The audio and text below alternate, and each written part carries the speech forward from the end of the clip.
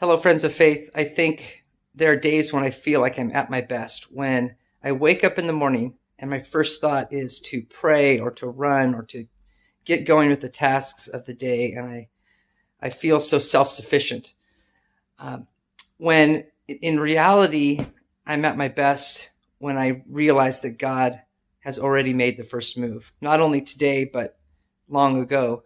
God always initiates. Anything that I feel motivated to do, anything that I accomplish is purely out of God's grace. Some prayer exercises that I'm going through right now involves what's called the gaze as the first part of the prayer. That St. Ignatius first laid out as a thought that our first step in prayer is not to give God our list, but instead of us gazing upon God, it's to sit and ponder and recognize that God is gazing upon us, and that God is looking upon us with this great love and affection, and that then our response comes out of that. All of that is grace. So reading in John 19 today, once again, the story of Jesus and the floggings and the insults and the rejection that Jesus faces on his way to the cross is enough to make us just stop.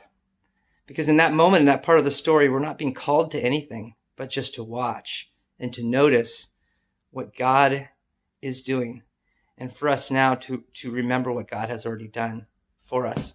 And that's a part of that gaze of recognizing the depth of the love that God has, that he would go to that extent to love us, to gaze upon us with affection and say, you are still mine, you still belong to me, and come back to it.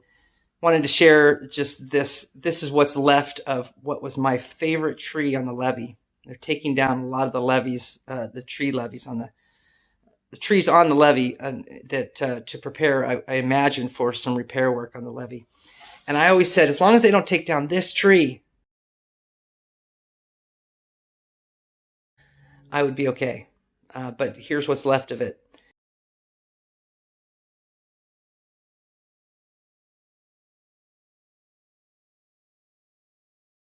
And it was sad. It was to recognize, but it was also, I think it's necessary to do what they need to do, and for us to ponder what Christ has done. Of course, it should drive us to a depth of sadness, but also such gratitude for what for what God has done for us.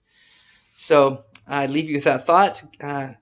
Rather than gaze upon God today, take a moment and remember that God is gazing upon you. Have a great day.